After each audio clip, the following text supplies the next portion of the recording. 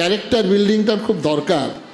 না হলে আজকে মন্ত্রী বলছেন আমি ব্রাহ্মণের ছেলে, আমার কোয়ালিফিকেশান এই, আমি নরেন্দ্রপুর রামকৃষ্ণ মিশনে পড়াশোনা করেছিলাম, আমি চারটা দপ্তরের প্রধান। জজ সাহেবকে বলছে দয়া করে আমাকে জামিন দিন। কল্পনা করা যায়? তাহলে এই নরেন্দ্রপুর পড়াশোনার কি? আর এই সময় দাঁড়িয়ে আশীর্বাণী।